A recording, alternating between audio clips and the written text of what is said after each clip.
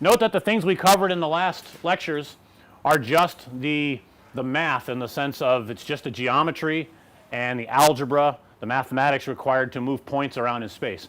So today I want to talk about light and optical systems. So I'm going to be switching more towards the physics. Two reasons for that. One of them is if we want to go from math to computer graphics so that we can talk about rendering in artificial worlds or virtual worlds, then we need to understand how light propagates. Or if we want to maintain any kind of alternate world using the alternate world generator, we want to understand how light behaves and propagates in these spaces. So that's one reason. The second reason why is that these virtual reality devices that we build exist in the physical world, and there are optical systems associated with them. So we have to understand how that's working, because the light ultimately goes from the engineered device into your eye, hitting the retina, as part of the presentation of the stimulus, as I said, right? It's an artificial stimulus that's being generated. So let's talk about this.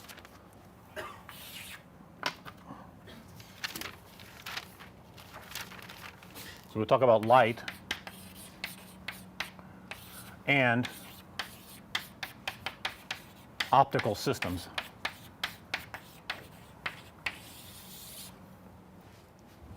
Well, first of all, just starting off with the absolute basics, and I know you've all had physics before from somewhere.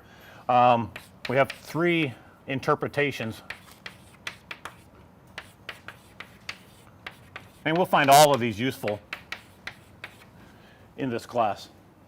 So three interpretations. One is light as a particle.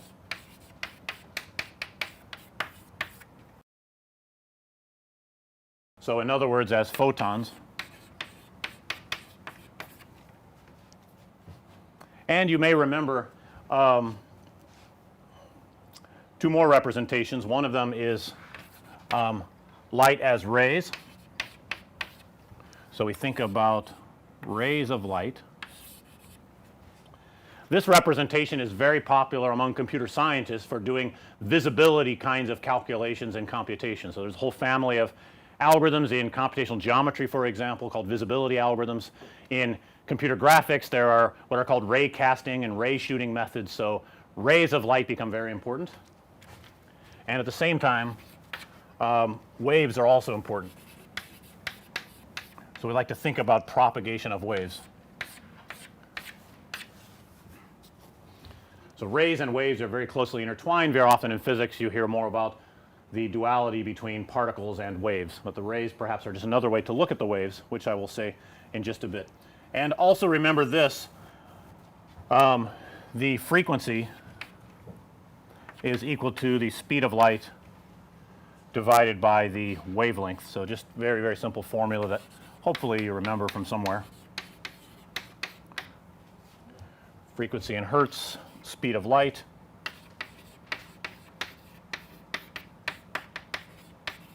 Anybody remember what that is roughly, speed of light in a vacuum?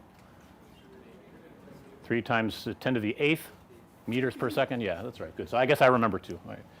Or I cheated and I heard what you said. Okay. Wavelength. Right. So once you know the speed of a wave in a medium, this is just a general property of waves. Once you know the speed of the wave in a medium, you can relate the wavelength to the frequency. So you should be able to easily convert back and forth between those. Sometimes I might show you figures or plots that are using wavelength or frequency. You can convert to the other one. It's very straightforward, assuming we know the speed. So I want to relate rays and waves a bit here, and then I will start to talk about optical systems. So let's think about a point source of light.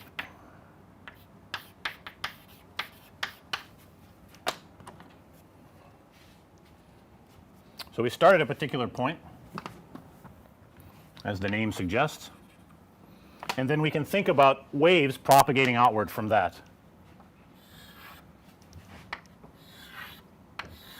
Try to draw circular wave fronts for as long as I can. Nope, I guess I'm already starting to mess up.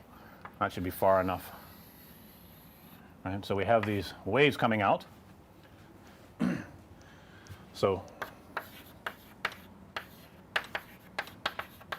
generates circular wave fronts, assuming that there's no other obstructions, right? So we just have a point light source and we're propagating through maybe a vacuum or the air, which is close in terms of propagation, and the speed of light is only slightly lower in air. And then when we think about rays of light, the rays are perpendicular to the wavefronts.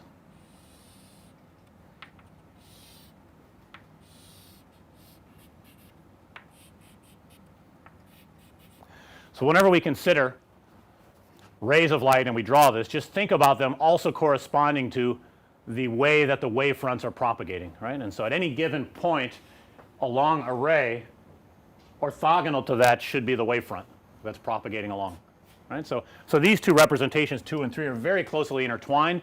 And so if I start drawing pictures of lenses with rays of light going through them, think also about how the waves are propagating. Now, one interesting thing about the physical world is that without mirrors or lenses,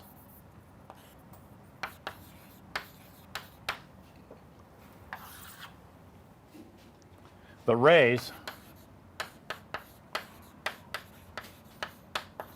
always diverge. And so we could get very far away from the source of light, and the wave fronts are propagating way up. When we get over here, we're imagining these rays of light propagating out.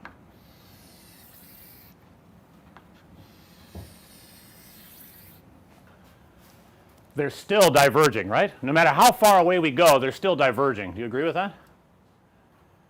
Yet at the same time, when we talk about optical systems, everyone likes to talk about parallel light rays. So I just want to point that out, that parallel light rays are in some sense a kind of fiction, unless you start using mirrors and lenses right away to fix that. But very often we pretend that we have a light source and we have parallel rays coming in, and what's true about it only is that it's an approximation, right? So what we often mean when we make a drawing and we claim there are parallel rays is that the light source is so far away that we may as well assume that the rays are parallel. And if that happens, what do the wavefronts look like? So they should be perpendicular and parallel as well. So the parallel wavefront case, so we have when we're very far away from point source, then we almost have, and the almost is important here. Let's say it's not exactly right.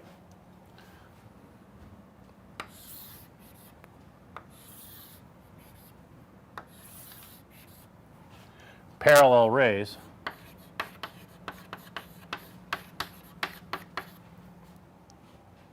and what you might consider to be then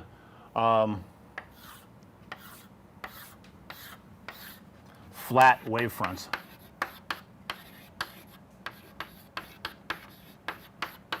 Right, so the wavefronts should be curved in a circular way, but the radius of curvature keeps going down, right? When the radius of curvature keeps going up. No, radius of curvature goes which way? Let's see.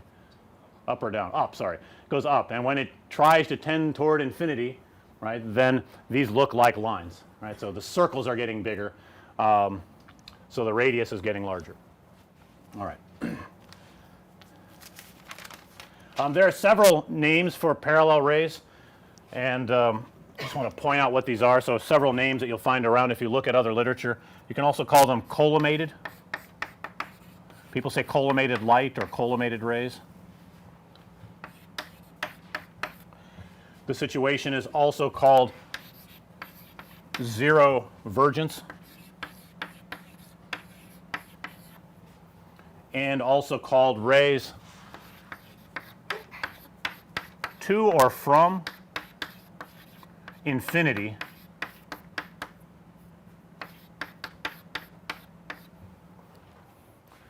which seems to make sense, right? If you could get infinitely far away in some kind of limiting case, which as far as we know doesn't happen in our universe, how do we know? We haven't experienced anything like that. Then the mathematical model would be correct.